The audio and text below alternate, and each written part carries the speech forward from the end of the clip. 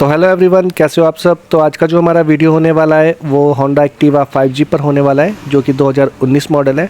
जैसा कि आप देख पा रहे हैं, ये जो स्कूटी है पूरी तरीके से डैमेज हो गई है और इसका कोई भी पार्ट ऐसा नहीं है जो पूरी तरीके से ठीक हो। हर पार्ट में इसके डेंट पड़े हुए हैं, इसका टेल लाइट टूटा हुआ है, यहाँ तक कि इसका जो चेसी फ्रेम है वो भी बेंट हो चुका है। तो स्टेप बाय स्टेप कैसे हम स्कूटी को एकदम नया जैसा करते हैं उस पर ये वीडियो होने वाला है।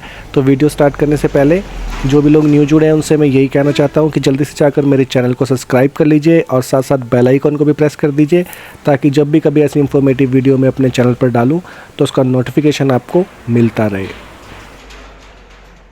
तो चलिए फिर वीडियो स्टार्ट करते हैं। पर वीडियो स्टार्ट करने से पहले कुछ एक बातें मैं आपके साथ शेयर करना चाहता हूँ।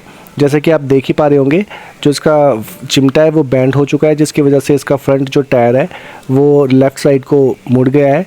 और साथ साथ इसकी जो चेसी अलाइनमेंट है वो भी आउट है, क्योंकि ये ट्रक ने हिट कर दी थी स्कूटी, जिसकी वजह से ये आप लेफ़्ट साइड में गिर गई थी और काफ़ी दूर तक फिर वो उसे खींच कर भी ले गया था, जिसकी वजह से इसका चेसी फ्रेम और जो इसका चिमटा है वो बेंड हो चुका है। तो सबसे पहले तो इसको ठीक करने के लिए हमें स्कूटी को खोलना पड़ेगा। और खोलने से पहले मैं आपको एक चीज़ बता देना चाहता हूँ। जैसा कि आप देख पा रहे हैं, इसमें हम कोई भी पार्ट न्यू नहीं डालेंगे, सिर्फ एक चिमटा इसका वो न्यू डलेगा। इसके अलावा इसका जो चेसी फ्रेम है वो भी हम सही करेंगे, उसके अलाइनमेंट सही करेंगे। और जितने भी इसके बॉडी पार्ट्स हैं आप देख रहे हैं, जो प्लास्टिक पार्ट्स हैं इसके ये भी टूटे हुए हैं, तो इसको भी हम रिपेयर कर ही डालेंगे। और उसके बाद जो फाइनल रिज़ल्ट आएगा आप उसको देखकर खुद ही कहोगे कि ये स्कूटी फिर से न्यू जैसी हो गई है। तो वीडियो में शुरू से लेकर लास्ट तक बने रहिएगा, ताकि आप अच्छे ढंग से समझ पाएँ कि कोई भी पार्ट अगर हमारा टूट जाता है तो किस तरीके से उसको रिपेयर कर लगाया जा सकता है। आप देख पा रहे होंगे जो इसका टेल लाइट का अपर पैनल है प्लास्टिक का, वो भी क्रैक हो चुका है। तो उसको भी हम रिपेयर कर फिर से पेंट करेंगे और वो उसको एकदम नया जैसा बना देंगे। और ये वीडियो आपके लिए दो तरीके से इन्फॉर्मेटिव होने वाली है, क्योंकि इसमें सबसे पहले तो आपको ये पता लगने वाला है कि जब भी आप कभी अपनी पुरानी स्कूटी, बाइक या फिर कार को रीपेंट कराते हैं तो आपको किन किन बातों का ध्यान रखना चाहिए। और सेकेंडली आपको इसमें ये भी पता चलने वाला है कि जो आपके बॉडी पार्ट्स होते हैं वो रिपेयर भी हो सकते हैं अगर वो कितने भी डैमेज हो चुके हों। क्योंकि कई बार आप जब सर्विस स्टेशन पर पेंट जॉब के लिए जाते हो तो जो आपके शॉपकीपर होते हैं वो आपको न्यू पार्ट के लिए सजेस्ट करते हैं, जबकि वो रिपेयर भी हो सकते हैं। तो अगर आप वीडियो में शुरू से लेकर लास्ट तक बने रहिएगा, ताकि आप अच्छे ढंग से ये समझ पाएँ कि आप अपनी स्कूटी को किस तरीके से कम बजट में फिर से न्यू जैसा बना सकते हैं। तो जैसा कि आप देख पा रहे हैं, ये जो इसका चेसी फ्रेम है ये लेफ़्ट साइड से डाउन हो गया है और जो इसका राइट वाला एरिया है वो अप हो गया है। तो इसको हम गर्म कर फिर से इसके अलाइनमेंट करेंगे। अलाइनमेंट करनी इसलिए भी ज़रूरी है क्योंकि इसके बॉडी पार्ट्स तभी इसमें अच्छे ढंग से फिट हो पाएंगे अगर इसकी अलाइनमेंट सही होगी। और जो इसका पिछला टायर है वो भी बबलिंग करने लगेगा, क्योंकि जब इंजन माउंटिंग आपकी सही ढंग से नहीं हो पाएगी तो फिर पीछे से चलते हुए भी आपकी जो स्कूटी है वो बबल करने लगेगी। तो वीडियो में शुरू से लेकर लास्ट तक बने रहिएगा। और साथ साथ आप देख पा रहे होंगे हमारे पास यहाँ पर एक 150 पल्सर भी खड़ी है, इसका भी वीडियो बहुत जल्दी आने वाला है। तो चलिए फिर काम शुरू करते हैं। जैसे कि आप देख पा रहे हैं, सबसे पहले हम इसकी डेंटिंग करेंगे। डेंटिंग जॉब एक्चुअली में बहुत ज़्यादा इरिटेटेड होती है, क्योंकि इसमें जब हम लोहे को पीटते हैं तो उसकी ठक ठक की आवाज़ बहुत ज़्यादा आती है। तो वो पार्ट मैं काट रहा हूँ। सीधे अब आपको लेके चलते हैं पेंट जॉब में। तो यहाँ पर मैंने इसका डेंटिंग का वीडियो कट कर दिया था, क्योंकि उसकी वजह से ये वीडियो बहुत ज़्यादा बड़ा भी होने वाला था। तो डेंटिंग करने के बाद हमने इसके ऊपर प्लास्टर पट्टी, जिसको बोलते हैं हम बॉडी फीलर, वो अप्लाई किया था। उसको अप्लाई करने के बाद सरफेस को अच्छे ढंग से घिसने के बाद उसके बाद हमने इसके ऊपर अस्तर अप्लाई किया। अस्तर अप्लाई करना जरूरी इसलिए होता है क्योंकि अस्तर ही पेंट के साथ अच्छी बॉन्डिंग कर पेंट की लाइफ को और ज़्यादा बढ़ाता है। और पेंट की क्वालिटी कितनी ज़्यादा निखर कर आएगी ये भी आपका अस्तर के ऊपर ही डिपेंड करता है।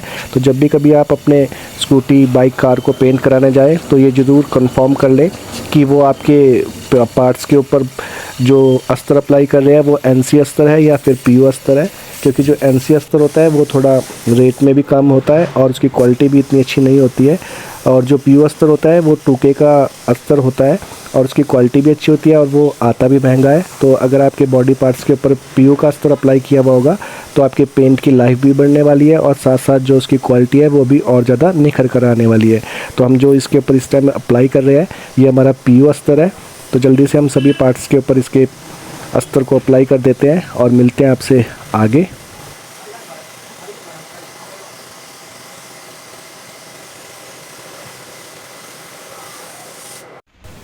तो जैसा कि आप देख पा रहे होंगे इसके ऊपर इस टाइम अस्तर अप्लाई कर चुके हैं हम। तो अब इसको हमने सूखने के लिए रख दिया है। तो जैसे ये सूख कर ड्राई हो जाएंगे बिल्कुल, उसके बाद हम इसको रेगमार से घिसकर और इसके ऊपर जो बेस कोट होता है आपका, अब इस पर पर्ल वाइट होने वाला है तो इसका बेस कोट वाइट कलर का होने वाला है, तो उसको हम अप्लाई करने वाले हैं। तो जैसा कि आप देख पा रहे होंगे इसका बेस कोट भी बोलते हैं, इसको टॉप कोट भी बोलते हैं, क्योंकि इसके बाद जो आपका सीधा पर्ल होता है उसको अप्लाई करते हैं, तो ये टॉप कोट भी कह सकते हैं आप इसको। तो अब हम इसके ऊपर वाइट टॉप कोट कर रहे हैं जो इसके साथ अच्छी बॉन्डिंग बनाएगा, जो आपने पहले अस्तर अप्लाई किया था उसके साथ। और उसके बाद जब आप इसके ऊपर मेन पेंट को अप्लाई करोगे तो 3 लेयर कोटिंग हो जाएगी इसके ऊपर और उसकी लाइफ भी और ज़्यादा बढ़ जाएगी।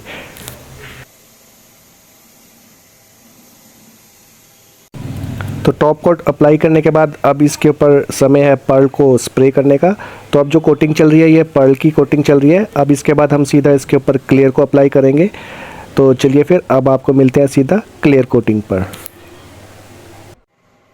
तो पर्ल अप्लाई करने के बाद अब टाइम है क्लियर कोटिंग का।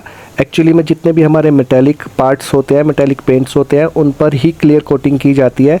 और क्लियर कोटिंग करने का मेन मकसद हमारा ये होता है कि जो आपके मेटेलिक कलर होते हैं वो शाइनी नहीं होते हैं, और उनका जो दाना होता है, जो मेटेलिक का एक प्रॉपर्टी होती है चमकना क्रिस्टल की तरह, वो दाना भी तभी निखर कर आता है जब आप उसके ऊपर अच्छे ढंग से क्लियर की कोटिंग करते हो।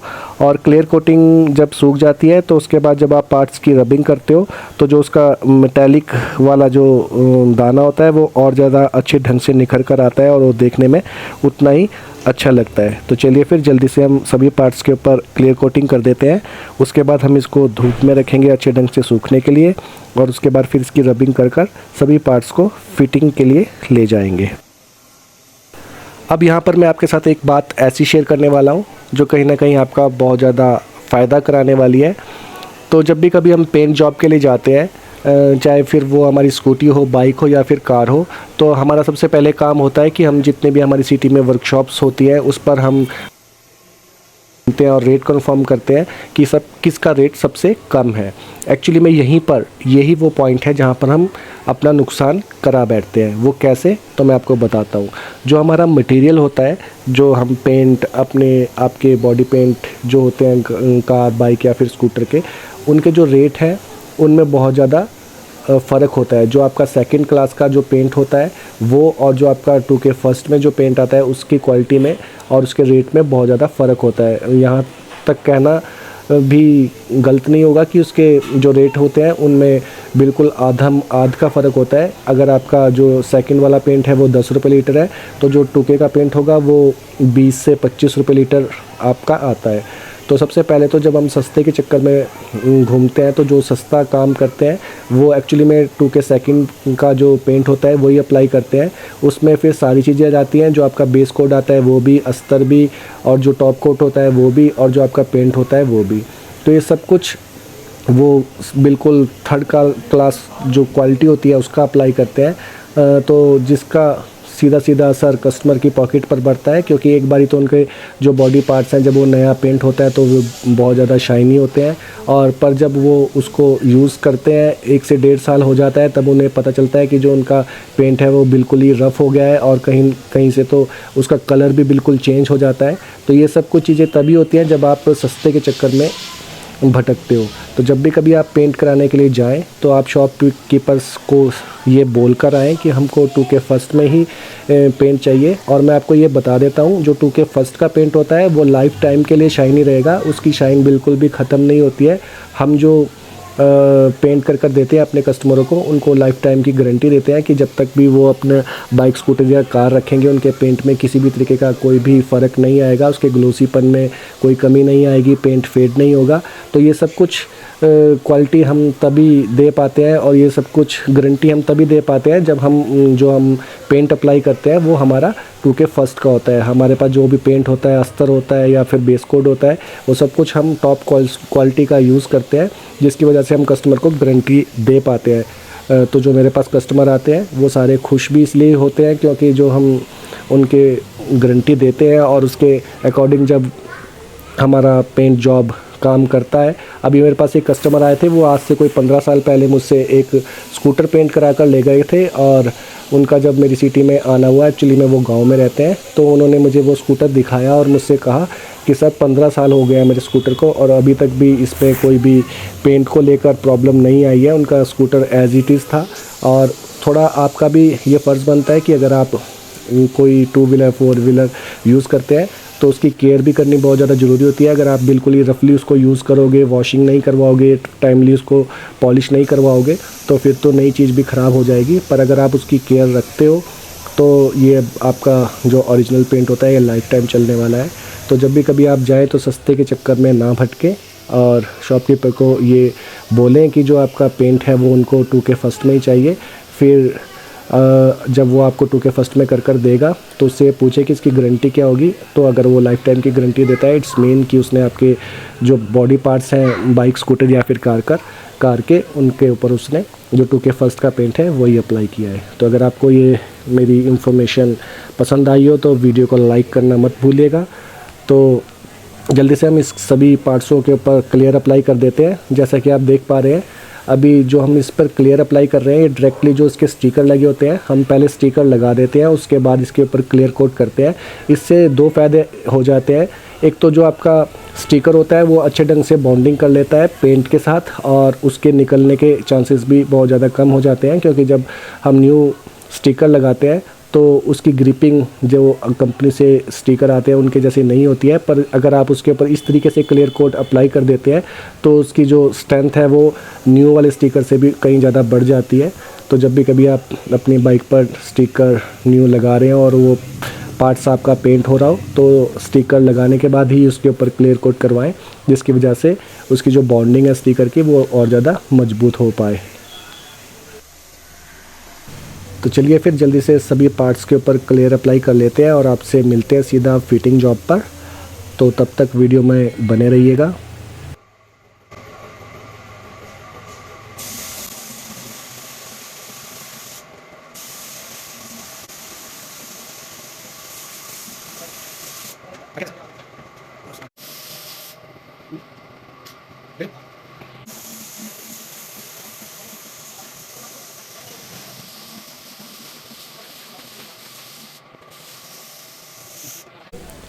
तो सभी पार्ट्स के ऊपर हमने क्लियर अप्लाई कर दिया था और उसके बाद 2 दिन हो गए हैं, इसको हमने रोज़ धूप लगाई है 2 दिन लगातार। तो अब ये पार्ट्स बिल्कुल सूख चुके हैं। तो इसकी रबिंग करने के बाद अब आपको सीधा मिलते हैं हम फिटिंग जॉब के ऊपर। तो तब तक वीडियो में बने रहिएगा। यहाँ पर जैसा आप देख पा रहे हैं हमारे पास एक 180 पल्सर खड़ी है। इसका भी फुल बॉडी जॉब हमने करना है। इसका इंजन भी ओवरहाल होना है और साथ साथ इसका बॉडी पेंट भी होना है। तो ये वीडियो भी बहुत जल्दी आने वाला है। तो यहाँ पर हम अब इसकी बॉडी पार्ट्स को असेंबल करने में लगे हैं। तो फटाफट से इसके सभी बॉडी पार्ट्स असेंबल कर लेते हैं और आपको मिलते हैं इसके फाइनल लुक के साथ। तो तब तक वीडियो में बने रहिएगा।